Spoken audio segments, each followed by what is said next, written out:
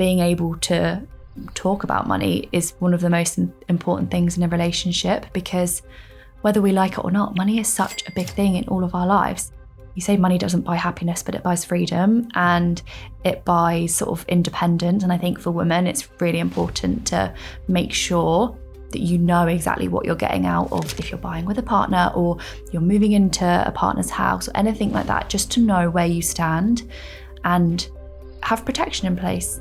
That doesn't mean you're expecting you're going to break up, but just have that protection in place so that you know if anything happens, you're fine, you're sorted. You've turned down a brand deal because the money didn't feel worth it. Yeah, so many sort of opportunities, you might say. Yeah. Oh God, I couldn't even count. It's so much more important to consider the brand and how it aligns with you, because at the end of the day, you are a brand. And if you work with a brand that doesn't align, regardless how much money, it's so important to have that integrity and to understand where your values sit. What tips would you give when it comes to relationships and talking about money, aside from obviously open communication? Are there some red flags that you've seen that you just think you should really avoid this? A red flag particularly is... So Abbi, what is your greatest asset? Oh gosh, that's a big question to come into. I would say my greatest asset, it's really cringy, is myself. No, do it. We I don't know if you know Emma Hill, but she was on here recently and she said that too. Well, I don't, but yeah, I would definitely say I think I've seen recently that I'm able to lend my skills to things, and that is how in recent years I've been able to grow my income and, you know, to make money and change how I manage my money has really been myself, and no one else has done that. And I think that sort of being able to nurture me as an asset has really, really helped. So yeah, I would say myself. I love that. And I also love when women say that as well. So we were talking before the pod started about the fact that you've gone back to work. Yeah. So talk me through your journey being a full-time content creator. Yeah. What made you take that decision, and then what made you go back to work? Yeah, so I went full-time in content back in December 2024, and for me it was I'd sort of seen lots of people doing it. I'd been really enjoying creating content on the side. I probably hadn't earned that much at that point, but I was able to take redundancy from my work, so the timing worked out really well. Oh, nice. I was going to leave, and then I was able to get a little bit of money as well. Sort of pushed me into it, and I'm really glad I did it. But actually being full-time in content and being freelance, I hated. I found it so lonely. I'm very outgoing. Yeah. I'm definitely an extrovert, and I need to be around people. And I didn't really realize how much I wouldn't be around people until I was doing it. And I was at home every day, and regardless of the amount of run clubs I was going to be social, and the plans I was trying to make with friends and the little co-working dates I was doing, none of it was enough, and none of it was able to replace being in person around people all the time and having a reason to leave the house and sort of get out of the house, and yeah, just having that purpose every day. So yeah, I went back in November, so I didn't even make it a year, but it's been so good for me, and I've been doing content on the side, and it's been the best thing I ever did, going back to full time. I love that you spoke about the social aspect, or should I say the thing that can make you feel lonely, because a lot of people do not talk about that, and it's probably very similar for founders who are like just founders on their own and they don't have any co-founders. It's extremely lonely, and you have to kind of create this work environment for yourself. You have to do, there's so many things, and this is why I always say I will never knock a 9-to-5, because there are so many things it gives you. Yeah. It gives you structure, pension, annual leave. On top of it, it gives you a bit of a social life. You get to know different people, and sometimes one of the things that I love, talking too much because you're the guest, no, is the fact that you meet people that you wouldn't usually meet. Yeah, like, exactly. How often would you meet someone who is maybe 20 or 30 years older than you, who maybe have kids who are the same age or a bit younger than you, where you can learn from them? You're not going to go to a networking event and see people in the same way and be able to connect with them. No, and it enables you to forge those sort of friendships, even if they're not, your outside of work friends. It enables you to forge those friendships just naturally, and you're not having to force it. Whereas it felt a lot more forced when I wasn't in that scenario. Yeah. And just having that companionship really makes a difference. Yeah. So your handle is Abbi Talks Money. When did you get started with that? I think around it's be coming up for 2 years now with Abbi Talks Money, as in creating money content. I started off creating sort of like random homey vlogs and travel content, and then I realised that I naturally talk quite a lot about money. I naturally will be like, oh, I found this deal, and tell everyone about it. And I'm always that one that sends things around to people. So it was a natural step for me to move into the money space. So it sort of happened organically. But yeah, coming up to 2 years. I love that. And you've spoken so transparently about salary. And that takes a lot of guts. What made you decide to share it? I think that people don't share their salaries enough. And that's not to knock anyone that doesn't share their salaries. It's quite a personal thing. But I personally found in my young working career, I started full-time from 18, I found I had no idea what people were earning. And I would look around at all of these people and all of their lives, and I would have no idea where that money is coming from, if they can actually afford things, if, how they might have grown their salary through pay rises. I had no idea that you might earn more money from leaving a job and going into another company, not by being loyal to that company.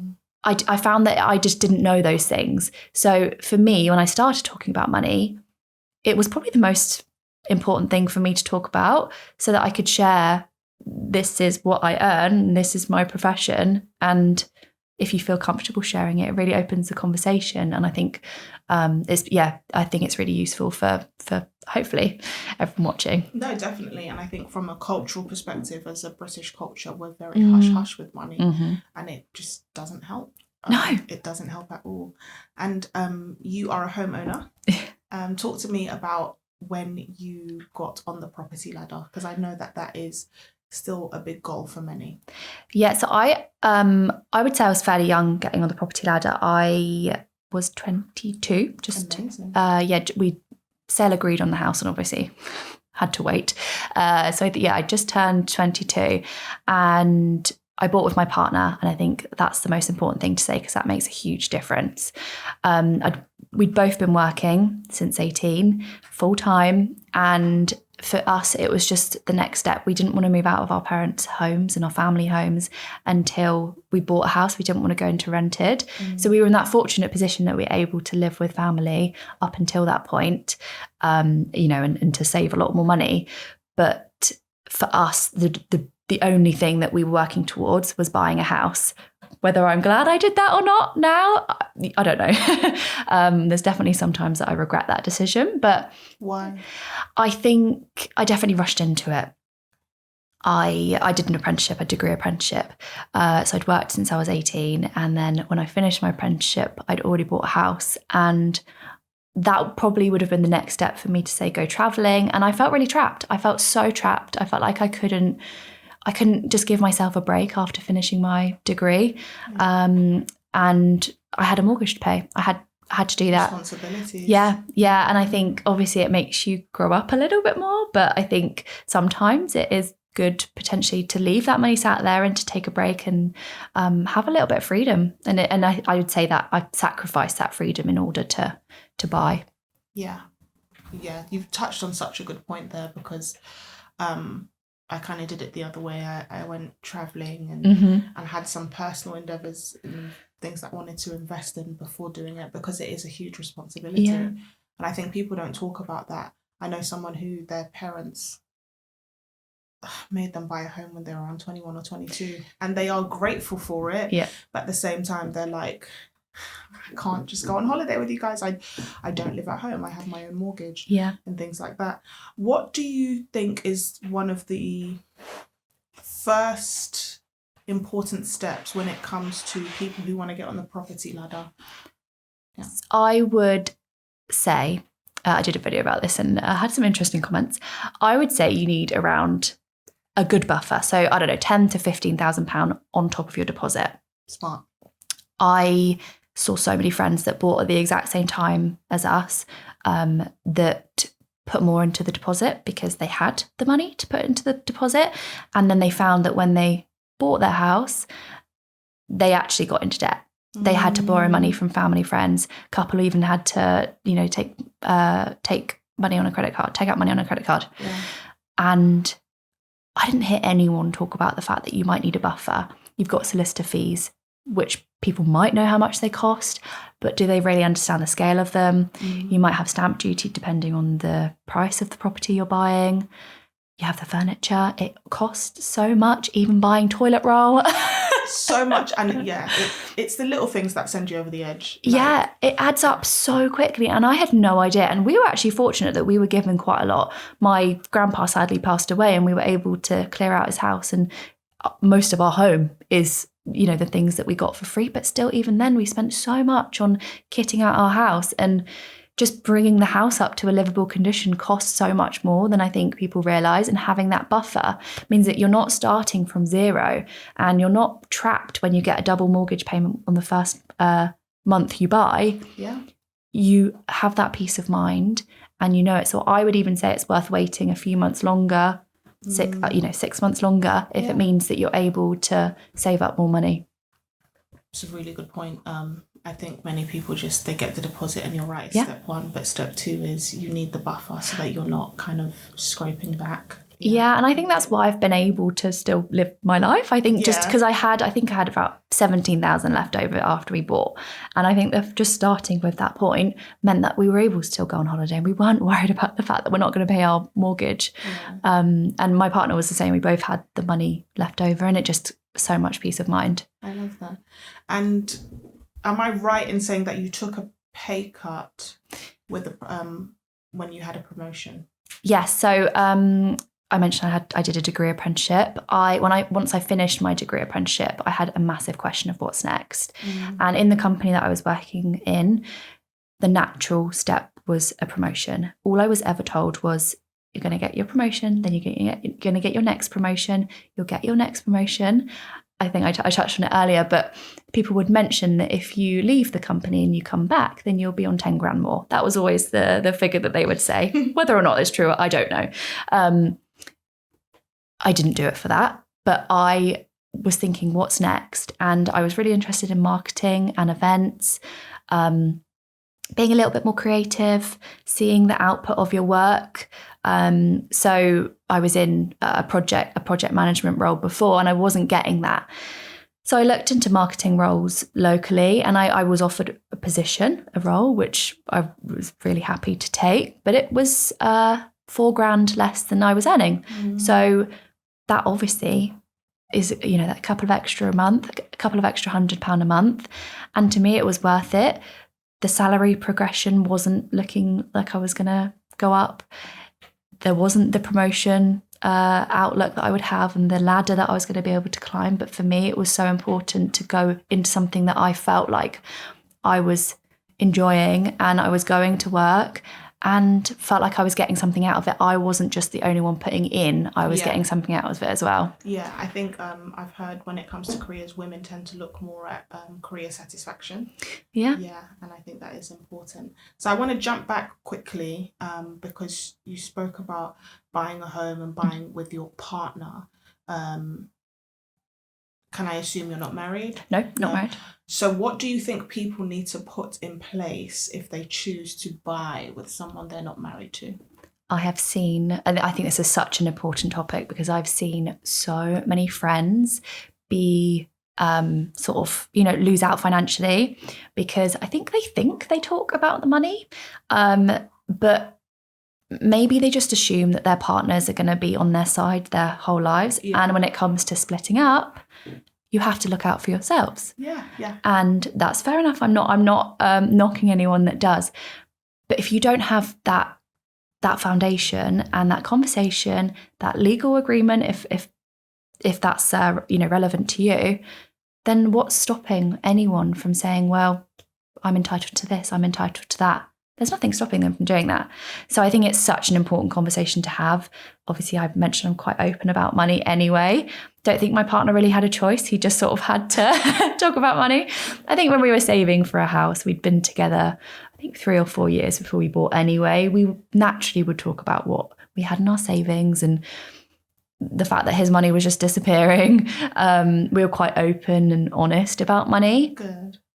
But it has been so important. And I think being able to talk about money is one of the most important things in a relationship, because whether we like it or not, money is such a big thing in all of our lives. If, you say money doesn't buy happiness, but it buys freedom and it buys sort of independence. And I think for women, it's really important to make sure that you know exactly what you're getting out of if you're buying with a partner or you're moving into a partner's house or anything like that, just to know where you stand and have protection in place. That, that doesn't mean you're expecting you're going to break up, but just have that protection in place so that if anything happens, you're fine, you're sorted. What protection do you have in place? We have a declaration of trust. Nice. For when we bought our house. This is actually in the favour of my partner, technically.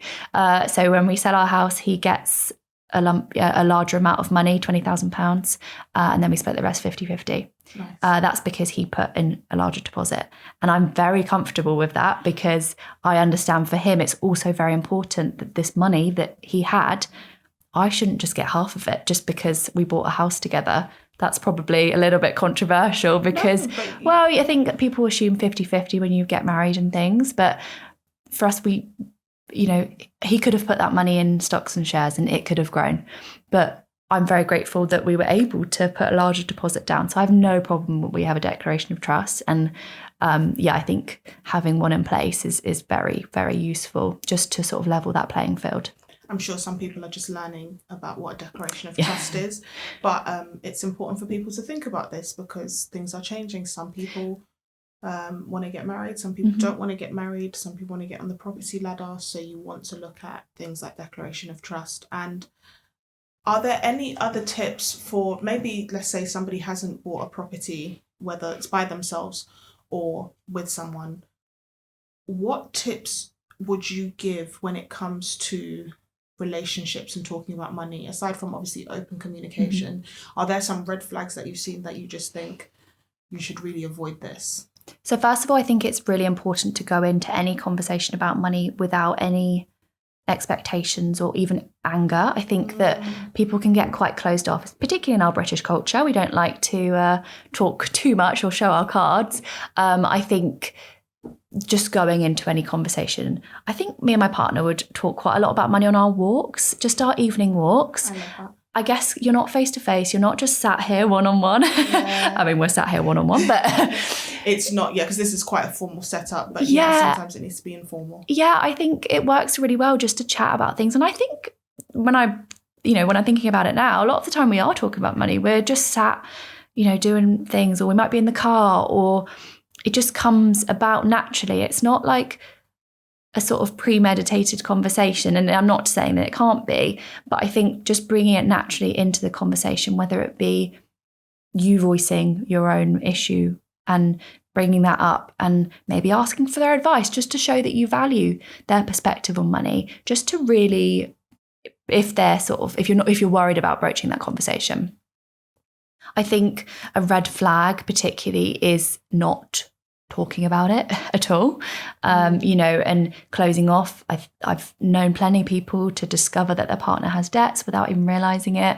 That obviously is a huge red flag to me. I think just that closed offness is such a big red flag in a relationship. You obviously, if you're going on to get married or even buy a house together, your money is often combined. Yeah. So you have no choice but really to talk about it. So just that reluctancy to talk about it is such a red flag for me. Yeah, I agree. I usually do Finance Friday. I've been taking a cheeky break from it because there's so much going on. But I know people who send in dilemmas, and it's things like he refuses to talk to me about money, and I'm like, this is a huge problem. But if he continues to not have a conversation with you, or she, you need to think about your relationship, because that's your whole future. Yeah. If you can't have that conversation. So onto your social media, I find that you have a community, not just an audience, which is amazing and so important. Earlier I was talking to another guest and we were speaking about the fact that Instagram gives you a community, kind of TikTok gives you an audience. It's kind of harder to, maybe it's because of the way the DMs are set up on Instagram. How have you been able to cultivate and maintain that along with having a full-time job? I think it definitely helps that I was full-time before that point. But I would actually say that I've grown a lot. I've grown my audience a lot more since going back full-time. And I definitely have cultivated a community more since being full-time, because my number one objective isn't me. I'm sharing content because I'm sharing my life, but I still have my 9 to 5, so I don't really think about content that much. I'm not really trying to get that much out of it. And I think that has really, really helped me. I'm quite a person that wants to help people. I will always be nosy in conversations and like offer to tell people where to go, or directions to places or links to this and where they can find this. So I naturally have that want to answer questions, and I think that obviously Instagram DMs is a great place to do that. But yeah, I would say that sort of just talking quite openly about my own life has really helped me create that community. I love that. And what has your community taught you about money? I think that there's probably quite a lot of things, actually. I always, I might go on about a dilemma that I have, and the amount of responses I get, I'm like, oh my God, thank God I have this platform because it's so useful. I would say one of the biggest things has been that regardless how much you earn, regardless of how much you have in the bank, it doesn't mean you're comfortable with money. It doesn't mean you're good with money. It doesn't mean that you're happy with money. I would say that you could be earning what people see as their dream salary, but you can be really financially strained. And I've definitely seen that with my audience, with, people asking for advice potentially, or just saying their own perspectives. I think that there's this assumption that as soon as you get to a certain level in your career or a certain income, that you will be great at money, everything will be fine and your life will be great. But in a lot of cases it's not, because there are things like debt and there's things like life that gets in the way. So yeah, that's probably the biggest thing I've learned. But yeah, there's been so much I've learned that I had no idea I would learn. Yeah, that's a great one, what you said about people being comfortable with money, because it can take a while. Yeah. For some people, and it's not just, I know I've spoken to people who have a lot of money saved and they're very fearful it's not enough. Yeah. So definitely you learn a lot from that. What was your upbringing like with money? I would say quite open about money. My parents would always talk to each other about money around us as kids. How many of them were you growing up? Two. I've got a younger brother. Okay. Often that would have been a money sort of struggle. It wasn't always a positive conversation around money, but it was very much talked about, very open. My grandma also played a massive role in saying, save, save, save, save, save. I can remember going on days out with her when I was probably about 7 and her talking about saving money. So 7. Probably. Shut up, grandma. Yeah, she always told me to save money, whether it's a really small amount a month, but just to put money aside. So I always have that savings mentality, and that's where that comes from. But I would say that openness definitely comes from just having parents that would talk about it, being in the kitchen, at the dinner table, when you're getting ready in the morning, just having those things like, oh, we need to transfer money into the joint account, that type of thing. That's just so natural to me. And I'd say that really sticks out to me as like a big part of my childhood relationship with money. Yeah, I like that it was so open. Just normal to me. Yeah, that must... Do you ever see the correlation in how that's made you open in talking about money? Definitely when I look back on it. Obviously at the time I didn't really think about it, but I think I just assumed that that's how it was. And I've seen now that that's not how it is for everyone. So yeah, it definitely has led me to be more open. Yeah. So we all know that we're in a time now, it's 2026, where I think we can all say that one form of income is not enough. Ever since 2020, I think we can see that the world has changed so much since then. And so many people talk about side hustles, but they don't talk about the tax and admin that comes from it. Is that something, could you just speak to that in terms of the finances and not just what you make profit-wise, but the costs and the admin that comes with it, even if it's the time that you spend, especially now that you have, both your 9 to 5 and your side business? Such a great question. Side hustles definitely have changed my life in terms of my finances and the way that I view my career. I cannot even begin to describe how much it's changed my life and my mindset. It's not easy. It's not quick.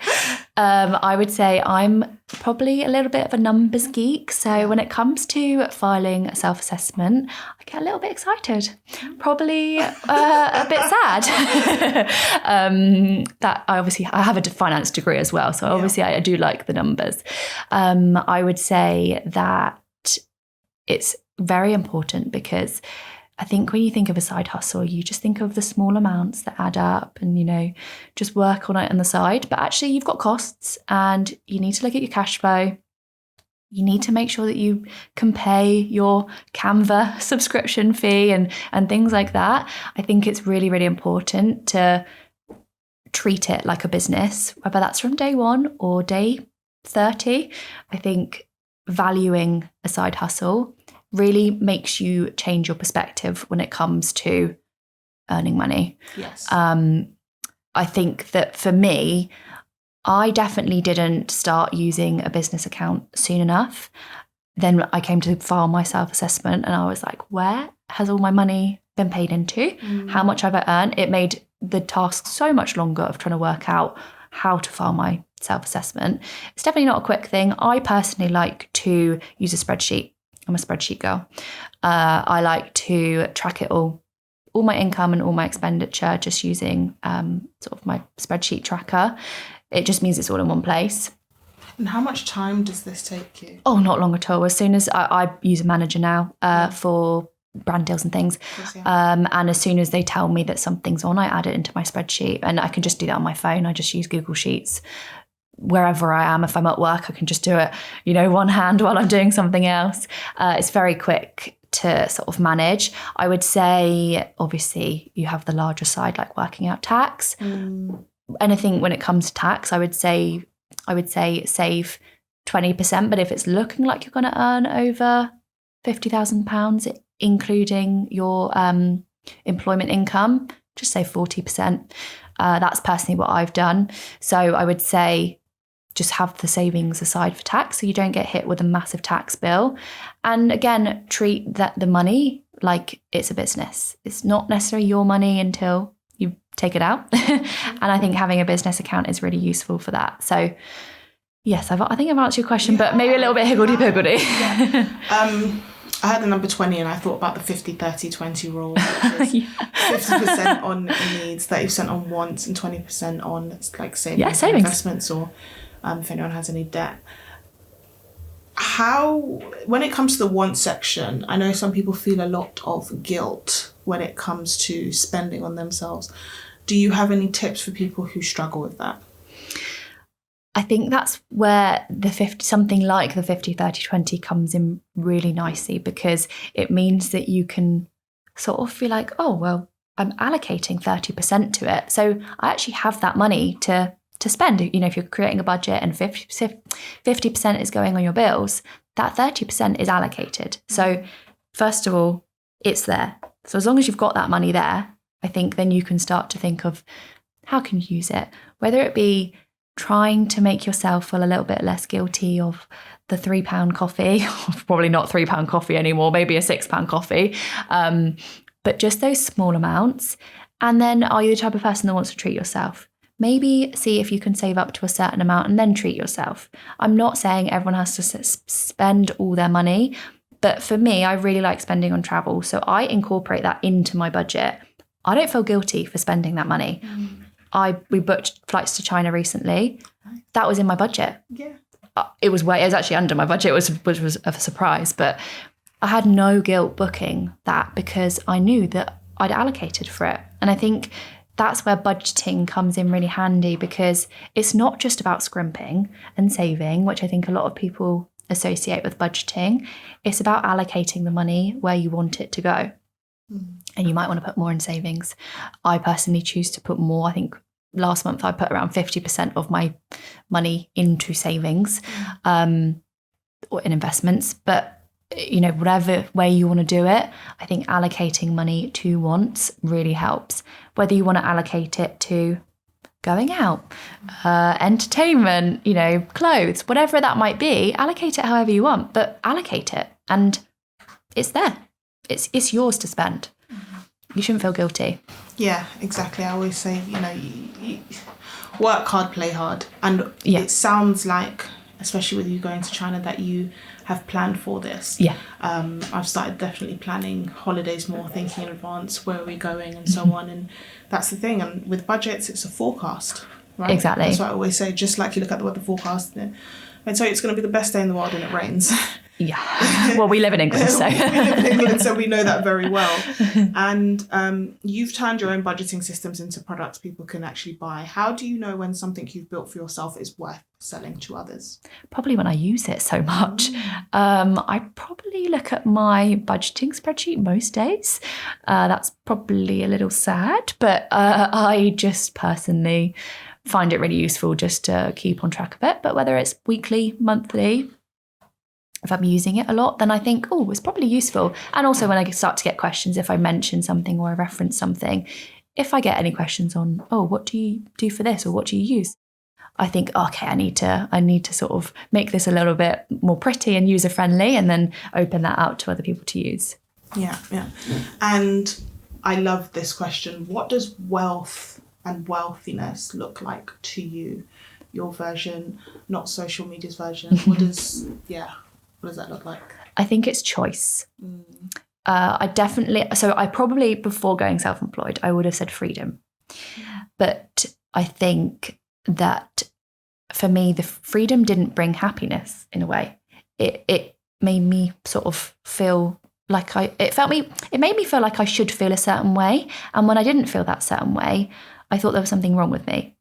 So I would say it's the choice to choose how you want to live your life, to choose that you want to leave your job, to choose that you want to retire, to choose that you want to go away.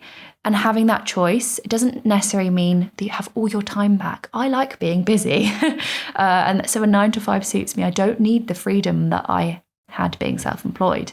I need the choice to be able to say, let's go here.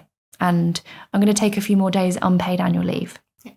And having that choice to say, I can afford to do this because I'm not really relying on that paycheck to come in at the end of the month. Is having that choice to say, I can go here and I can do that. And that choice, I can say choice anymore. And from a woman's perspective, what do you think more women should be doing when it comes to investing? Doing it, yes. For starters. I love that. I didn't start investing, and I actually just came from an event where they were talking about pensions. And mid-conversation of them talking about the fact that self-employed people aren't always investing, I realised I stopped putting into my pension when I went self-employed. So I have a whole year of pension contributions that I never really put in. I had it on my to-do list to do a SIP, and I didn't do it. I was still investing, I was still saving, a really good amount, and that was on the forefront of my mind. I didn't even think about the pension. And I mentioned pension in the investing conversation because your pension is invested. But it builds up so much more. And I have no idea, I haven't worked it out, probably don't want to know how much I lost in that year of not contributing into a pension or, put money into a SIP. But time, they say time in the market rather than timing the market. And I felt so uncomfortable investing because I thought I didn't know enough about investing. And I started quite late in terms of, I'd been talking about money for quite a while, and probably it wasn't until a year after I'd been talking about how you should invest that I actually started myself, because I was so scared. I was so scared to lose money, but understanding that I'm in it for the long term has really helped. So I would say just do it. Whether it's £10, £10, that's all you need just to start, and let that £10 just show you what happens. Just to get a little bit of experience in the market, feel comfortable. I'm very hands-off with my approach, and I've learned that I'm not going to be able to time the market, and I'm not going to be able to be the best investor in the world, but I'm just in it. Yeah. I'm just in it. I love that. Right, so rapid fire, no thinking. True or false, you check your bank balance before every big purchase? False, because I know what's in there. You know what's in there, I love that. Yeah. Mortgage overpayment or investing in your ISA first? Which one are you doing right now? Both, but I would say ISA. Okay, more ISA. Get the tax allowance. Efficiency. Yeah, love that. True or false? You've ever felt embarrassed telling someone how much you earn? Yes, definitely. When I earlier on in my career, 100%. 9 to 5 forever or full-time creator? If you had to pick one today, which is it? 9 to 5. Okay. I don't know. Maybe I would go full-time, but I'd have to do full-time creator, but I'd have to do it differently. I'd have to do it very differently. Okay. I don't know. I love that made you. Spreadsheet or app when it comes to tracking your money? Spreadsheet. I love a spreadsheet. True or false? You've turned down a brand deal because the money didn't feel worth it? Yeah. So many sort of opportunities, you might say. Yeah. Oh God, I couldn't even count.